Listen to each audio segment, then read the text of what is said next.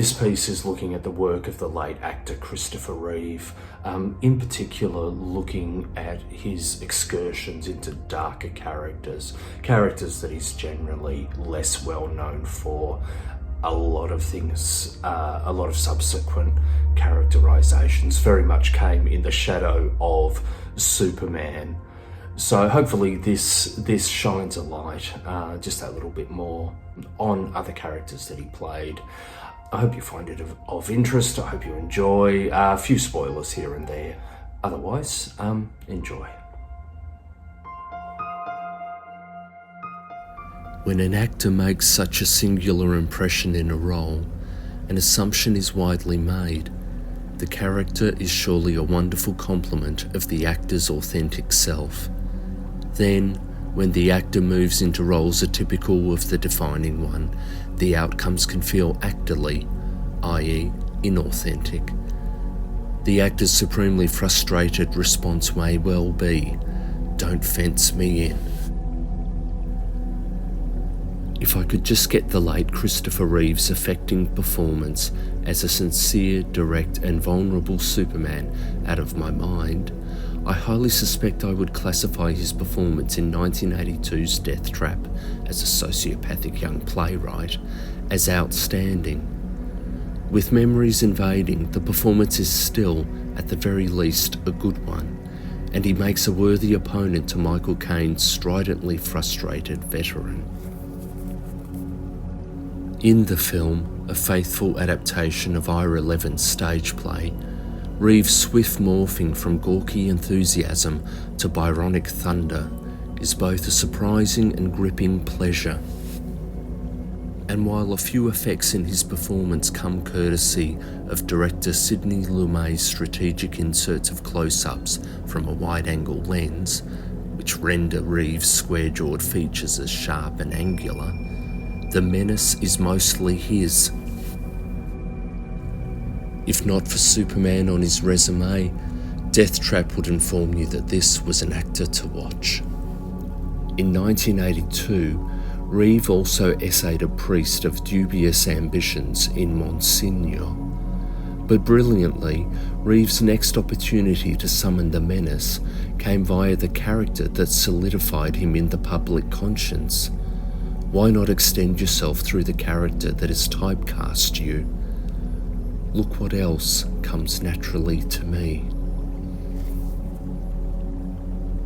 With 1983's Superman 3, Reeve could do just that, with a couple of reels showcasing a Man of Steel transformed by defective kryptonite into a volatile, super bad boy. We see Kal-El as a glowering presence in a bar, flicking peanuts so violently they shattered the alcoholic beverages in sight.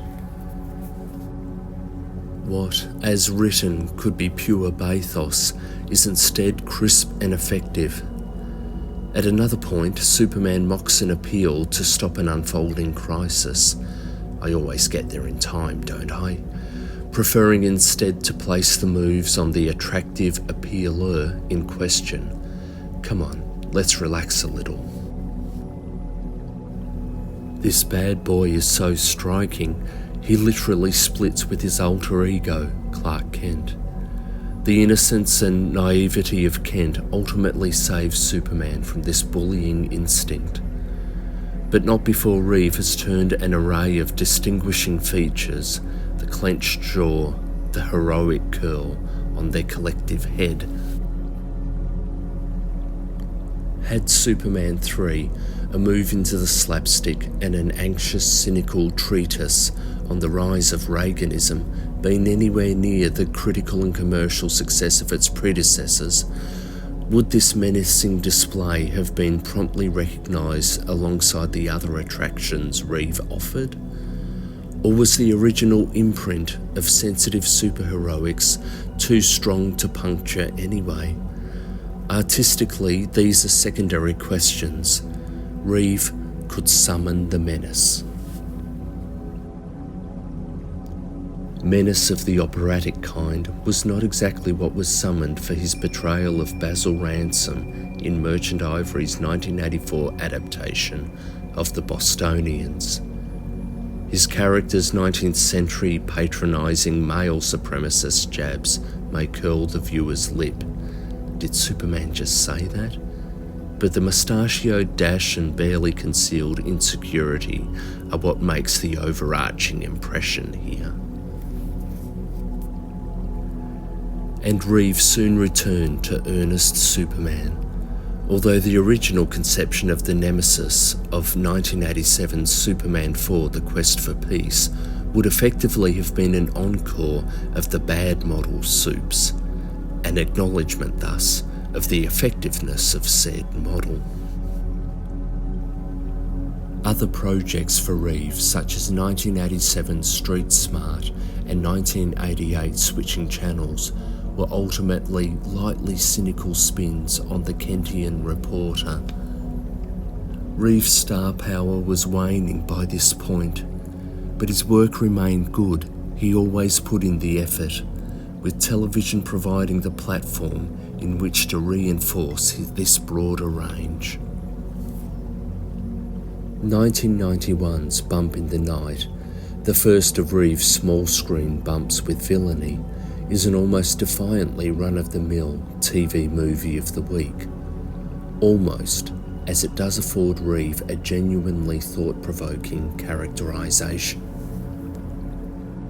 As the film progresses, it falls into the routine beats of a police procedural, but its heart, its sad heart, lies in the hopeless fantasies of Reeve's lonely, but proactive enough to be deeply harmful, pedophile, Lawrence Mueller.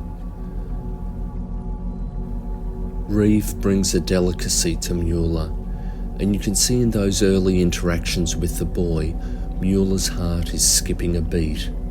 His stammer is an affecting touch. Are we not all entitled to pursue romantic love? Well... But the limitations of the TV thriller, circa 1991, simply cannot accommodate a substantial psychological study of the man. What the tale spares Mueller is a demise via vigilante hand.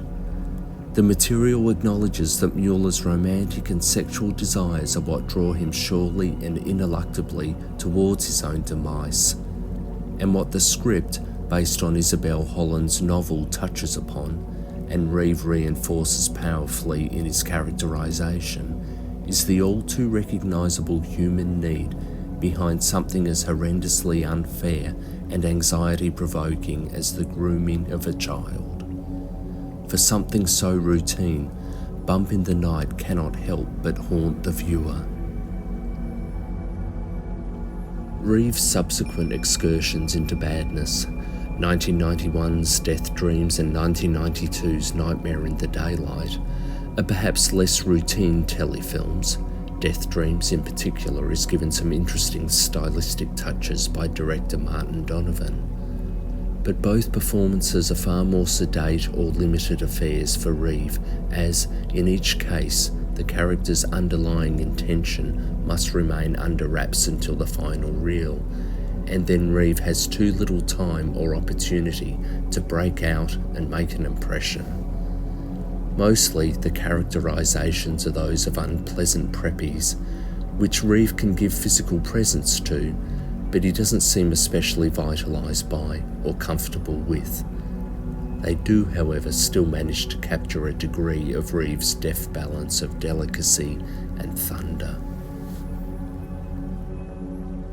His next excursion, 1995's Hitchcockian titled and flavoured Above Suspicion, is positioned more comfortably on the energised mantle of earlier films. Part of its frisson is retrospective. Reeve's detective is confined to a wheelchair and apparently depressed for the majority of the film's length. Reeve's detective is a Hitchcockian anti-hero, despicable, and yet on some car wreck level one cannot help but be immersed in how he masters his emotionality and his corporeality to coldly achieve his aims. A sequence where Reeve's detective administers a lie detector test to himself is as unsettling as it is energising. This is another fairly routine television film in dialogue and delivery, although offering more to compel than its immediate predecessors. The motivations and emotions are as fascinating as the machinations, and demand their own answers, but the latter is almost exclusively given preference over the former. Reeve's detective is furious at an affair, but what is it in the unravelling of events that makes his chronic achiever/perfectionist cry? There are glimmers that a depressed Superman will fuel this film the way the delicate anguish fueled Bump in the Night or the pale-faced rage invigorated Death Trap. But there is too little chance for this character material to breathe. Reeve holds the movie with a subtle alertness that belies an otherwise unruffled exterior, but there is also the sense the dictates of a police procedural deprived him the opportunity for rich character work. A procedural needs a dramatic punch or two. Brightly, Above Suspicion has a corker, a sharp, giddy, did that just happen moment that, by rights, should sear itself into Reeve's filmic iconography. It is not merely the blast of shock, but what immediately follows, that piercing gaze of Reeve's, so sincere when courting Lois Lane, now used to reveal the almost inhuman and certainly inhumane capacity of a character. And so we have Christopher Reeve's shadow filmography. These days you need to engage with obscure sellers to experience it in its fullness. It's out there to be found. In 1981's Superman 2, we see Superman stripped of his powers via an animation of Christopher Reeve's visage being split and peeled away. The effect, though dated, is sinister and impactful. Reeve made good on its promise.